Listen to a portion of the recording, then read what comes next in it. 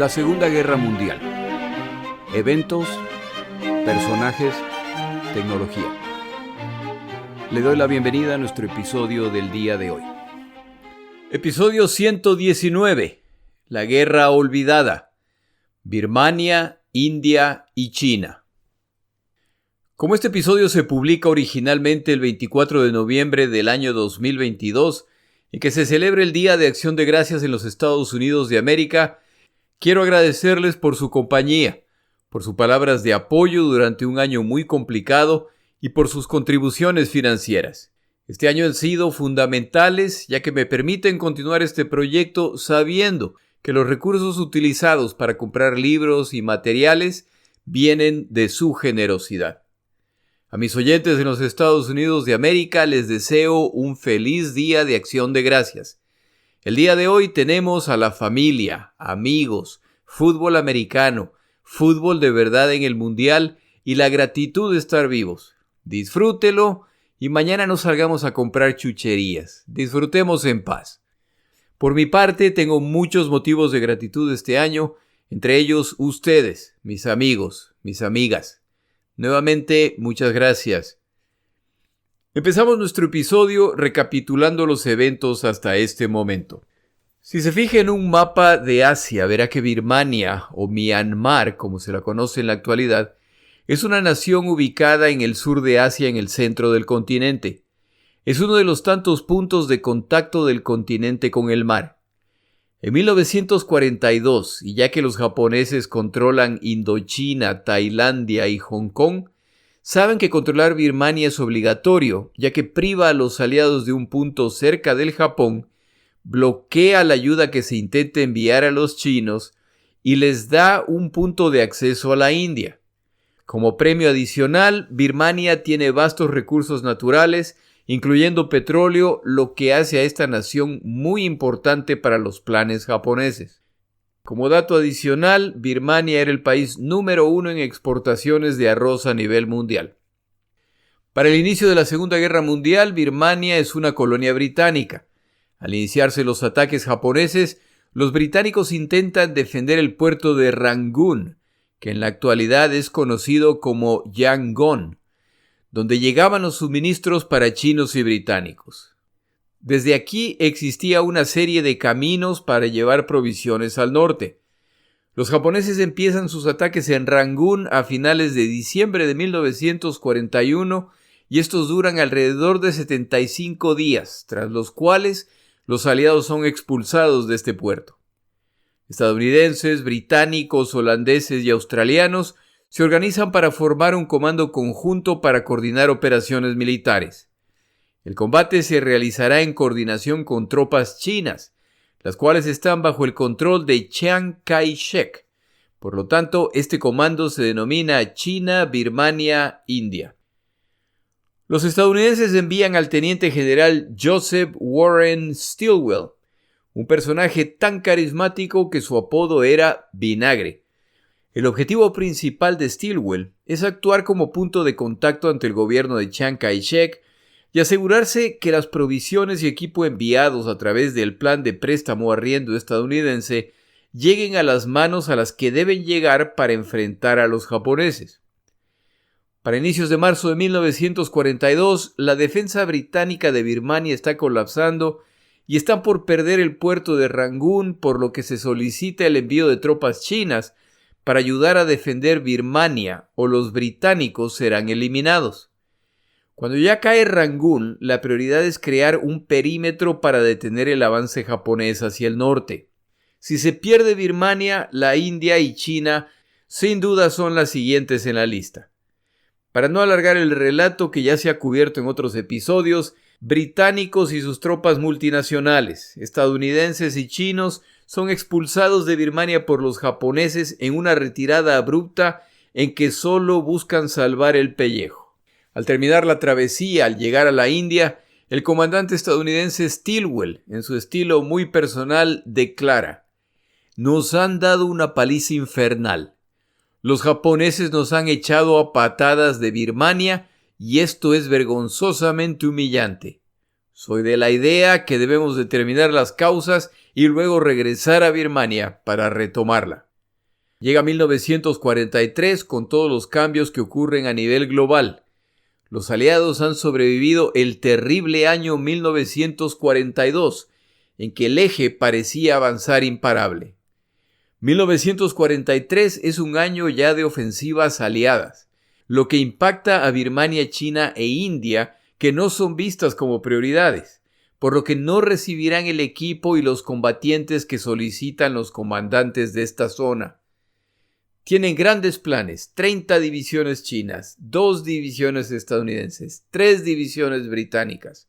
Como estas divisiones no llegan, ni llegarán a este teatro de operaciones, el coronel británico Ord Wingate, quien se encontraba en Birmania durante la invasión japonesa, sugiere una nueva estrategia para enfrentar a los japoneses a pesar de lo limitado de sus fuerzas.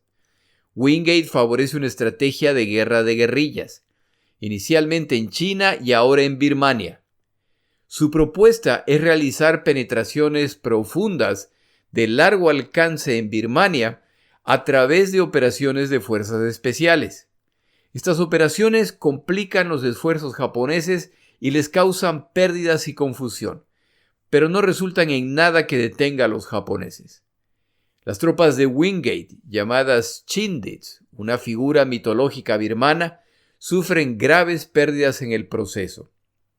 Por una de esas coincidencias de la vida, el comandante Wingate se reúne con Winston Churchill, quien queda tan impresionado con Wingate y sus operaciones que lo lleva con él a los Estados Unidos de América para que cuente su experiencia.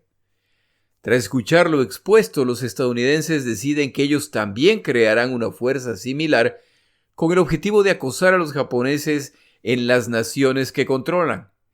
El nombre de este grupo será los Merodeadores de Merrill.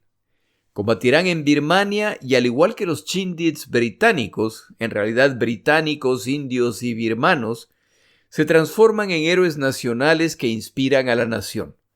Su impacto en el frente de batalla, sin embargo, fue limitado. Esta estrategia solo puede funcionar si estas fuerzas especiales trabajan en conjunto con fuerzas militares regulares que toman ventaja de las interrupciones y problemas que causan a los japoneses. Sin eso, son simplemente incómodas. Birmania en 1944 es uno de los campos de batalla de la Segunda Guerra Mundial. Como los oyentes saben, la estrategia escogida por estadounidenses y británicos es la de Alemania primero. El objetivo primordial es su derrota y, por lo tanto, la mayor parte de recursos se destinan a Europa. Como 1944 es el año de los desembarcos aliados en Francia, una cantidad impresionante de recursos se destinan a esta operación conocida como Jefe Supremo, en inglés Overlord. El año entero se centrará en esa operación y sus consecuencias. También en 1944 se producen grandes cantidades de desembarcos aliados en el Pacífico, empezando con Tarawa a finales de 1943. Los dos frentes aliados avanzan en el Pacífico hasta unificarse en las Filipinas. Menos de 3 semanas luego de los desembarcos aliados en Europa, en el Pacífico se produce el desembarco aliado en Saipán. La capacidad aliada, principalmente de los Estados Unidos de América, impresiona, al ser capaces de lanzar operaciones de gran escala simultáneamente en puntos muy distantes del planeta. Pero esta capacidad no es infinita, y las operaciones militares en Birmania son vistas como secundarias, por lo que reciben lo sobrante de los otros frentes de batalla. A pesar de las promesas del presidente Roosevelt de proveer lo que necesiten para derrotar a los japoneses. Y es que en Birmania se produce una mezcla de objetivos contradictorios que impiden el desarrollo de una estrategia conjunta. Considere lo siguiente. Antes del inicio de la Segunda Guerra Mundial, Birmania era una colonia británica. Esta es una de las tantas colonias que los británicos pierden ante los japoneses en su imparable avance al inicio de la guerra. Los británicos no pueden abandonar Birmania, ya que al estar ubicada al lado de la India, los japoneses pueden amenazar la colonia más grande que les queda a los británicos. Los estadounidenses, por su parte, ya han dejado claro que ellos no están para defender el imperio de nadie. Por lo tanto, la situación de Birmania no es de su interés. Sin embargo, los estadounidenses llevan años apoyando a China en su guerra contra el Japón y la ruta más accesible para enviar vituallas son los puertos birmanos y los caminos y los ríos que recorren esta nación de norte a sur. Con la caída de Birmania ante los japoneses, los estadounidenses han perdido la llamada Ruta de Birmania, a través de la cual reaprovisionan a los chinos. Están, por lo tanto, dispuestos a luchar junto con los británicos para reabrir esta ruta. Los británicos, por su parte, no tienen interés en ayudar a la China, pero confían que esta alianza les permitirá liberar a Birmania, con la expectativa de que esta nación volverá a ser su colonia al finalizar la guerra. En 1942, el Japón, como parte de su iniciativa de Asia para los asiáticos, ha declarado a Birmania nación independiente, con la esperanza de que resistirán a los británicos y fortalecerán la posición japonesa. Pero la población birmana se divide entre quienes prefieren que regresen los británicos, quienes prefieren la presencia japonesa y la gran mayoría de la población que no quiere ser colonia de nadie. Salvo un pequeño grupo de asesores militares encabezados por el general Stilwell, los estadounidenses no tienen tropas en Birmania, pero Stilwell comanda tropas chinas provistas por el generalísimo Chiang Kai-shek, líder del gobierno chino. Los británicos tienen tropas en Birmania, pero la mayor parte de las tropas son de nacionalidad india y birmana. Los japoneses intentan promover un movimiento de oposición contra los británicos en India, la cual busca su independencia desde hace años, pero le ha sido negada por Gran Bretaña. Los indios miran con sospecha a los chinos. Los chinos hacen lo propio con los indios. Añádale a estos factores el hecho de que la India padece una grave hambruna en que millones de miembros de su población morirán mientras envía combatientes a pelear en este y otros frentes de batalla de la guerra. Todo lo previamente mencionado simplemente intenta dar al oyente la idea de las múltiples contradicciones que estas alianzas tienen y por lo tanto su fragilidad. A fin de aprovisionar a los chinos y mantenerlos en la guerra, los aliados buscan incrementar el tráfico aéreo a través de los Himalayas, en esta ruta aérea la que se denominaba la Joroba, de Hump. Esta ruta era también conocida como la ruta del aluminio. La razón es que desde el aire se puede contar el fuselaje de más de 700 aviones que se estrellan tratando de completar esta ruta entre India y China. Para finales de 1943, la distribución de las fuerzas aliadas es la siguiente. Los británicos tienen fuerzas hacia el oeste, en India. Los chinos tienen tropas en el este de la zona norte de Birmania. Si uno ve estas fuerzas en un mapa, se puede ver que un ataque coordinado atraparía a las fuerzas japonesas desde 3 frentes. Pero para 1944, quien se ha cansado de la situación en este frente de batalla es el general japonés Renya Mutaguchi, comandante muy exigente con sus tropas, que ha concluido que es hora de eliminar la amenaza aliada. Como recordará, estadounidenses y británicos escapan de los japoneses a la India y ahí entrenan a sus tropas y a las tropas chinas. Mutaguchi ha decidido ingresar al territorio indio para rodear a las fuerzas británicas en la base de Imphal, donde se encuentran las fuerzas de reserva indias, lo que detendrá los intentos de ataque desde esta zona, les permitirá rodearlos y aniquilarlos.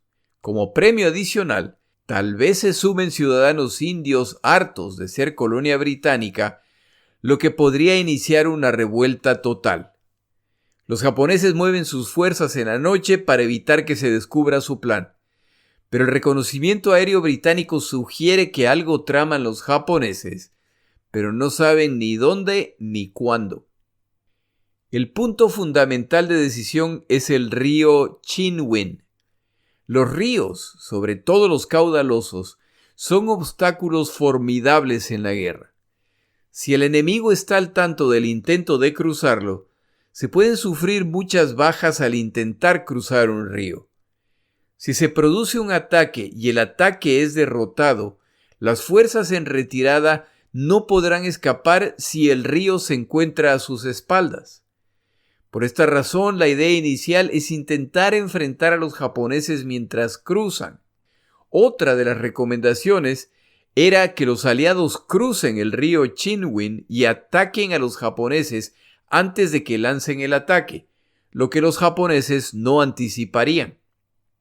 La desventaja de estas opciones es que los japoneses cuentan con números superiores de combatientes, y si el plan aliado falla, ya no hay mucho que se pueda hacer para detenerlos. El comandante británico a cargo de esta zona, William Slim, elige permitir que los japoneses crucen el río, y como muy probablemente intentarán atacar Imphal, dejarlos avanzar en esta zona montañosa para enfrentarlos en el valle. Esto le permite a Slim recibir refuerzos y provisiones, mientras que los japoneses se quedan con una sola ruta de aprovisionamiento. Si logran evitar que los japoneses capturen Imphal, se quedarán sin provisiones y tendrán que retirarse. Mutaguchi tiene sus propios planes. Va a lanzar el ataque al sur de Imphal, en Arakan, para forzar a los británicos a enviar sus fuerzas a esta zona y solo entonces lanzar la fuerza principal contra Imphal.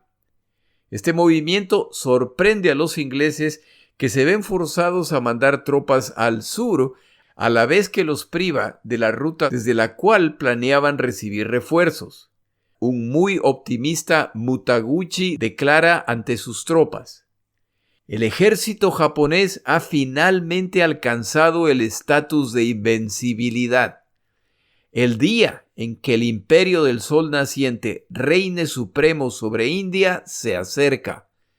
Donde ataquemos, debemos alcanzar nuestros objetivos con la velocidad de un fuego de bosque. A pesar de los obstáculos, las montañas, los ríos, la selva impenetrable, debemos rápidamente hacer a un lado la resistencia insignificante de nuestros enemigos, alcanzando una victoria aniquiladora.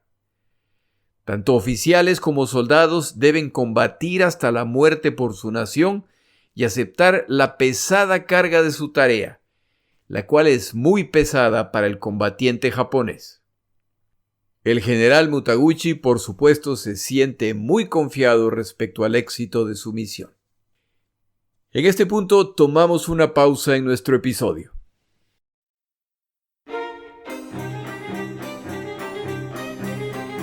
Palabras de Churchill.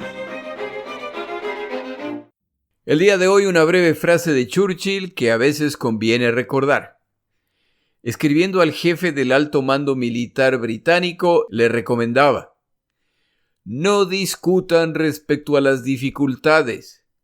Ellas se defienden solas.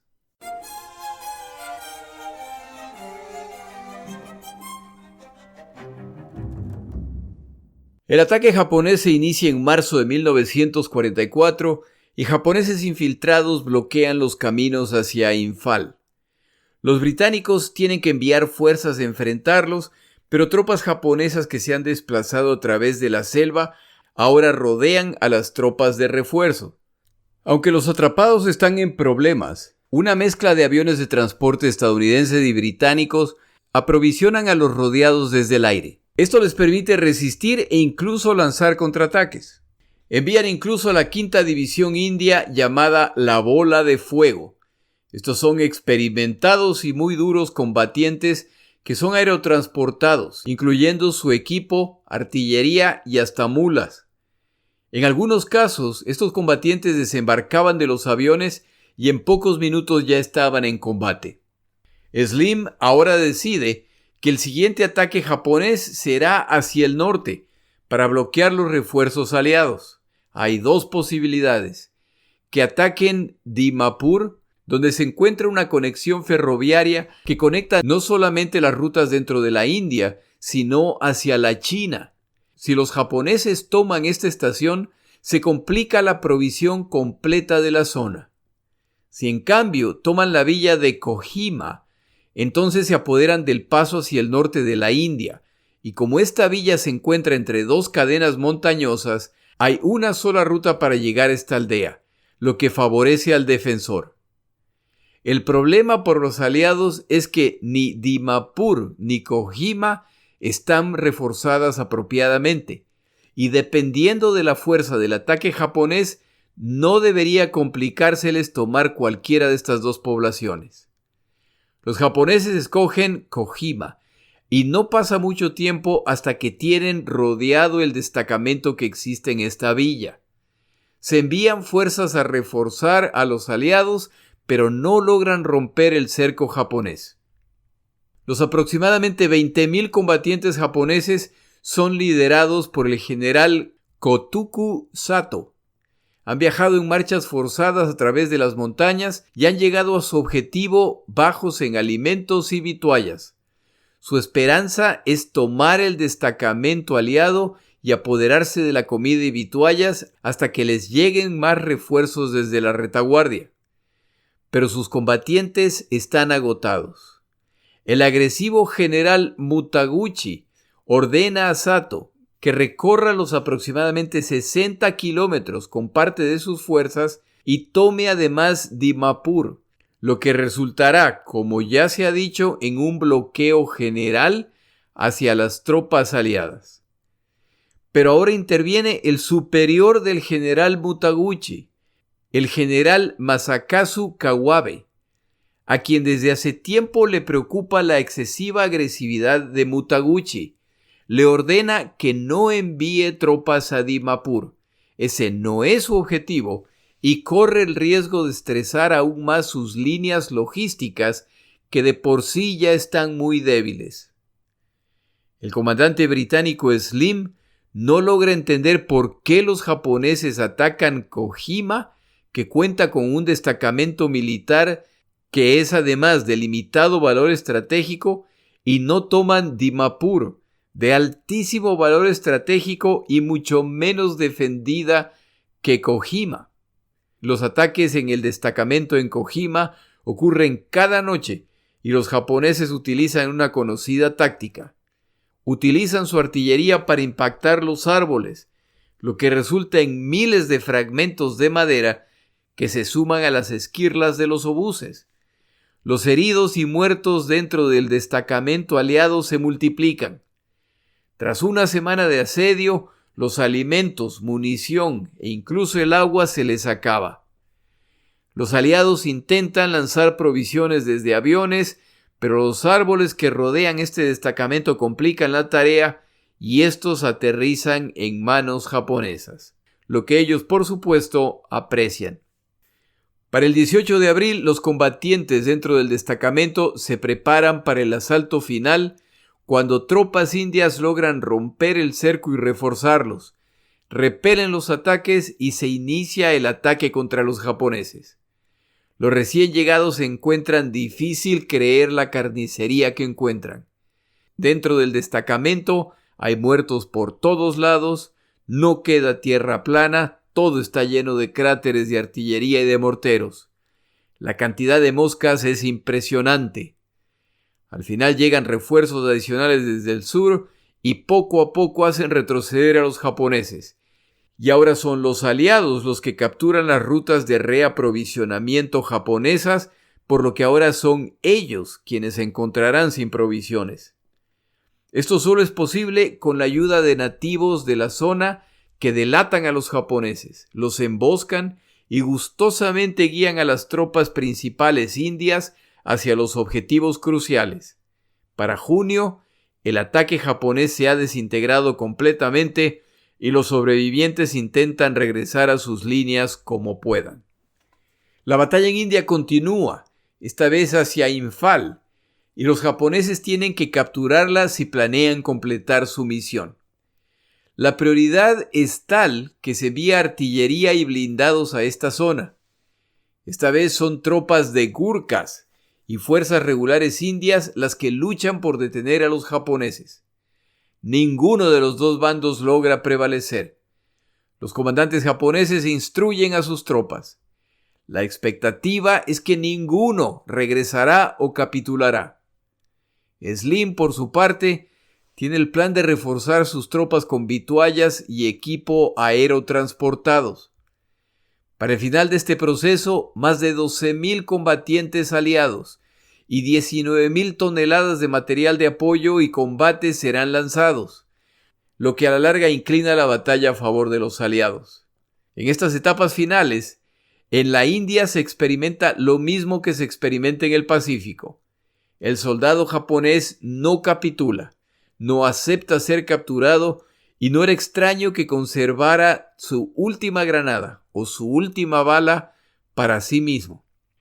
El comandante británico Slim, en homenaje al combatiente japonés, decía que no existía ninguna duda respecto al valor y la fortaleza del combatiente japonés.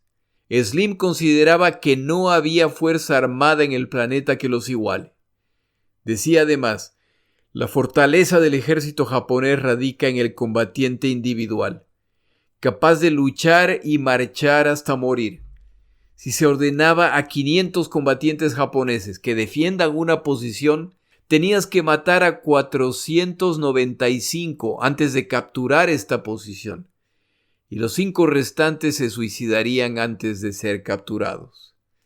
Por supuesto, Slim también critica a comandantes que ordena a este tipo de combatiente que vaya a morir en cargas inútiles. Para mayo, el rumbo de la campaña cambia definitivamente. Los japoneses en las posiciones capturadas no pueden ser reaprovisionados y empiezan a padecer e incluso a morir por falta de alimentos y vituallas. El general Sato pide autorización a Mutaguchi para retirarse a una posición donde puedan ser reaprovisionados. Mutaguchi no autoriza el movimiento. Deben seguir combatiendo. Sato repite el pedido varias veces y para finales de mayo simplemente comunica que sus tropas se retiran. Mutaguchi lo amenaza con una corte marcial y Sato simplemente comenta que haga lo que quiera, pero que él, Sato, se llevará a Mutaguchi consigo si ese es el caso. No tengo duda de que este fue un evento muy poco común entre las fuerzas armadas japonesas.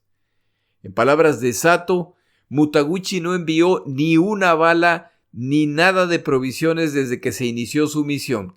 No tiene, por lo tanto, autoridad moral para oponerse. Al final, Mutaguchi toma el mando de las tropas en India. Se da cuenta de lo insostenible de la posición y ahora es él quien pide a su superior, el general Kawabe, autorización para retirarse.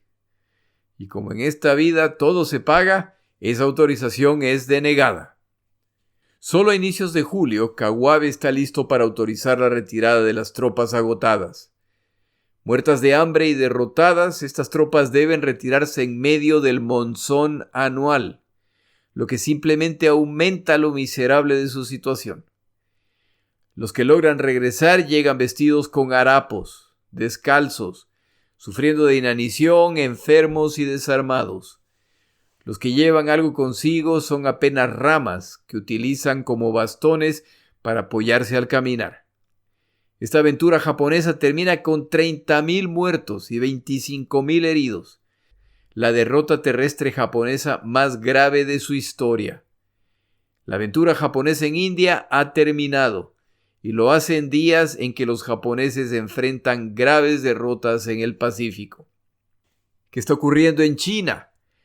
Las tropas chinas de Chiang Kai-shek combaten en coordinación con el general estadounidense Joe Stilwell, enviado por su gobierno para entrenar al ejército chino, identificar necesidades de equipo y armamento y, sobre todo, para asegurarse de que la ayuda que envían los estadounidenses se destina para estas operaciones.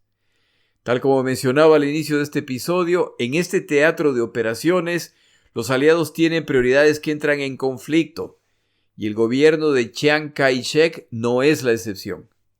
Él sabe que la prioridad única estadounidense es lograr la derrota japonesa en China. Chiang Kai-shek tiene sus propias preocupaciones. Una de las principales es un señor llamado Mao Zedong, convencido comunista que comanda una fuerza de combatientes de alrededor de 3 millones, un número similar a las que comanda Chiang. Los dos combaten a los japoneses, pero no como una fuerza única. Chiang quiere que las fuerzas de Mao le sean subordinadas en reconocimiento de que él es el líder nacional. Mao no acepta esto. Como la mayor parte de la resistencia a los japoneses está en manos de las fuerzas que comanda Chiang, su temor es que una vez que concluya esta guerra y sus fuerzas estén agotadas, Mao aprovechará para apoderarse del poder. Por esta razón, Chiang tiene la tendencia a tomar parte de la ayuda militar estadounidense para guardarla para después de la guerra, a fin de enfrentar grupos que desafíen su liderazgo. Esto a los estadounidenses, por supuesto, no les hace ninguna gracia y lo consideran corrupción.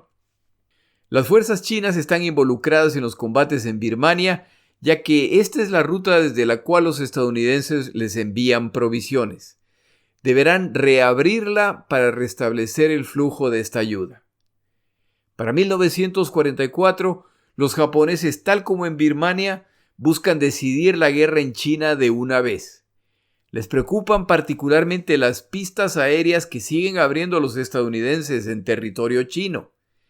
La cercanía con el territorio japonés solo puede significar que en cuanto puedan empezarán a bombardear las islas japonesas. Respecto a este tema, existe desacuerdo entre los comandantes estadounidenses principales en China. El ya mencionado general Stilwell busca que se incremente el número de combatientes estadounidenses. Sería ideal contar con 3 divisiones del ejército. El otro líder estadounidense, el general Chennault, el cual comandaba los aviadores previamente conocidos como los Tigres Voladores y que han sido absorbidos por el ejército estadounidense, está convencido de que sus aviadores son capaces de decidir esta guerra. Por lo tanto, el incremento de combatientes en China debe ser aviadores de combate y de bombarderos. La estrategia de Stilwell es apoyada por el alto mando militar estadounidense, sin olvidar el apoyo necesario para la aviación. La estrategia de Chennault es apoyada por Chiang Kai-shek, quien sentía gran respeto y aprecio por este estadounidense, a diferencia de la tensa relación que mantenía con Stilwell. La guerra no está yendo bien para China. Los japoneses tienen más tropas en este país comparado con Birmania y no pueden permitirse perder las conquistas alcanzadas desde 1931. El pueblo chino, por su parte, empobrecido por la guerra y tras 7 años de combate contra los japoneses, se sienten agotados. A medida que el avance japonés continúa, el enfrentamiento entre los dos comandantes estadounidenses, Stilwell y Chennault, se vuelve inevitable. En abril de 1944, los japoneses lanzan una gran ofensiva en China con el objetivo de capturar líneas ferroviarias y establecer una línea de conexión con el resto del sur de Asia para facilitar el movimiento de tropas y equipo japonés. En el proceso, la captura o destrucción de bases aéreas estadounidenses será prioritaria. La operación japonesa avanza sin problemas, sin que las tropas chinas logren detenerlos. Las bases militares estadounidenses empiezan a caer, incluyendo el riesgo a la base de Chengdu, desde donde planean enviar superfortalezas B-29. Chennault, con el apoyo de Chiang Kai-shek, pide a Stilwell que envíe tropas y equipo a defender las bases aéreas. Stilwell se niega, no tiene suficientes recursos. Internamente se alegra de que la teoría de Chennault de que la fuerza aérea por sí sola es suficiente para ganar esta guerra se está mostrando errada. A medida que la situación se vuelve más crítica, Chennault no vacila en compartir su opinión con Chiang. Esta situación es el resultado de la negativa de Stilwell. Que no se le olvide que Chennault es subordinado de Stilwell. por lo que no está en posición de hacer este tipo de comentarios. Al enterarse, Stilwell exige al alto mando militar estadounidense que remueva a Chennault. El alto mando estadounidense considera las consecuencias de remover al comandante estadounidense más apegado al líder chino y niega la solicitud de Stilwell. Ya los dos bandos están claros. En una esquina se encuentra Stilwell, en la otra Chennault y Chiang Kai-shek. Por insistencia del alto mando militar estadounidense, el presidente Roosevelt asciende a Stilwell y prepara una carta en que básicamente amenaza a Chiang Kai-shek, advirtiéndole que Stilwell deberá ser el comandante de todas las fuerzas, chinas y estadounidenses. Esta exigencia, por supuesto, viene acompañada con la amenaza implícita de que si esto no ocurre, la ayuda logística y militar estadounidense está en riesgo. La solicitud estadounidense de ser implementada pone a Chiang Kai-shek en una situación muy comprometida, ya que da la impresión de que el comandante estadounidense Stilwell es quien está a cargo de la defensa de China. Chiang responde al presidente Roosevelt diciéndole que acepta con dos condiciones. Deberá existir un periodo de transición para que el ejército chino se acostumbre a ser liderado por un extranjero.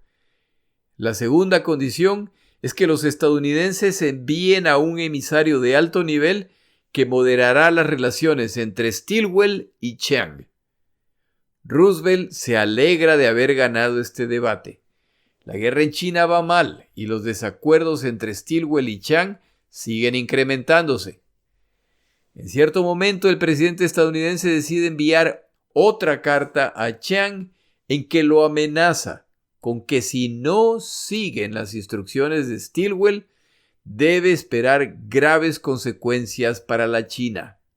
El mismo Stilwell, con su personalidad nada amable, describía la carta como un poco subida de tono. Chiang, por su parte, ya ha tenido suficiente y decide probar qué tan lejos van a llegar los estadounidenses.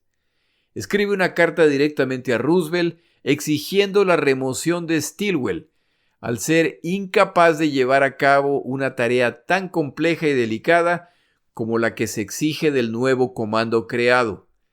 Toma además el paso de comunicar la decisión al Comité Ejecutivo chino, aclarando que la decisión es irrevocable.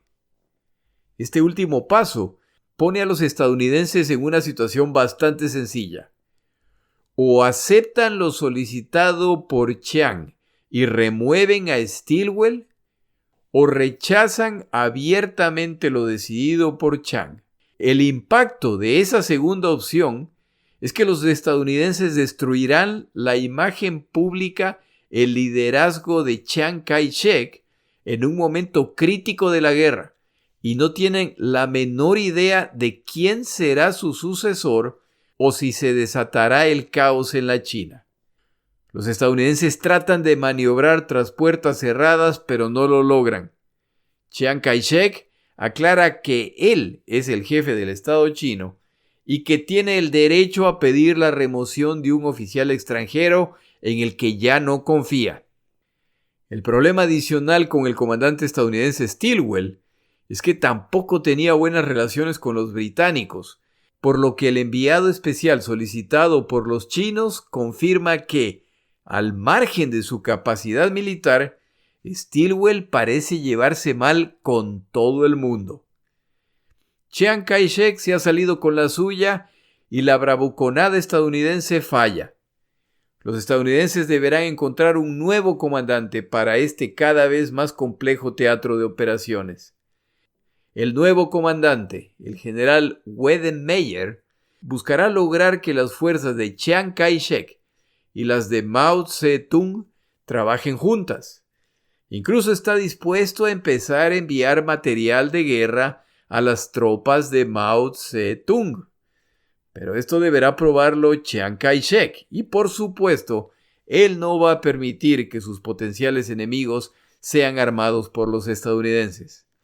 Se inicia entonces un periodo de negociaciones con estos líderes chinos. Se cierra así el año 1944 en China. Respecto a la India, para finales de 1944, la hambruna en esta nación empieza a ceder, pero no antes de causar más de 1,5 millones de muertos, a los que ahora se sumarán los que morirán de enfermedades como disentería, cólera y malaria, las cuales se ceban con aquellos que quedan débiles luego de años de privaciones. El Imperio Británico es acusado por algunos de ser los causantes de estas hambrunas para penalizar a la población india por su deseo de independencia. Quienes no aceptan que aquí hubo una intencionalidad británica para hacer esto, lo que a mí en particular me parece un poco forzado, tienen al menos que admitir que existe una conducta negligente de parte de los británicos respecto a la nación que mantiene estable el teatro de operaciones de Birmania. Esto los indios no lo olvidarán, sobre todo cuando la guerra termine y se pueda constatar la conducta británica respecto a naciones europeas que padecen hambre como resultado del dominio nazi, y se pueda comparar con la conducta y las decisiones tomadas respecto a la India. Ninguno de los dos bandos es capaz de derrotar al otro en esta zona de esta guerra. La situación en Birmania se complica para los japoneses, luego de su aventura dentro de India. En China les está yendo mejor, pero esto sirve de poco si los aliados logran reabrir la ruta de Birmania a través de la cual llega la ayuda aliada. Para finales de 1944, Alemania ya está en serios problemas luego de los desembarcos aliados en Francia. El Japón ya está derrotado militarmente al haber sido neutralizada su marina y su aviación. Se suma a la crisis el hecho de que con el control de las Filipinas por parte de los aliados, los japoneses ya no tienen acceso al petróleo de las islas conquistadas al inicio de la guerra. El fin de esta guerra se acerca y los japoneses, con su alrededor de 1 millón de combatientes en el continente asiático, necesitan estas fuerzas en otras zonas, pero están atrapados. Si abandonan China, los bombarderos aliados se lanzarán desde ahí. Si abandonan Birmania, el apoyo aliado fluirá libremente rumbo a China. Estos combatientes japoneses deberán seguir combatiendo en esta zona en 1945, mientras presencian cómo su nación es destrozada. En el siguiente episodio cerramos la guerra en el Pacífico en 1944 con un episodio no apto para menores. Por favor, créame, ese es el caso. En nuestro siguiente episodio cubriremos la conducta japonesa durante esta guerra. Mi nombre es Jorge Rodríguez. Gracias por acompañarme. Para información adicional respecto a este episodio, las notas de este podcast, que incluyen la narración de este episodio, así como acceso a resúmenes, videos, documentales y materiales adicionales gratuitos disponibles en el Internet, por favor vaya a Amazon y busque el libro La Segunda Guerra Mundial, Eventos, Personajes, Tecnología. Al comprar estas notas, me ayuda y me apoya financieramente. Puede encontrar información adicional en mi página web, lasegundagm.com. Muchas gracias.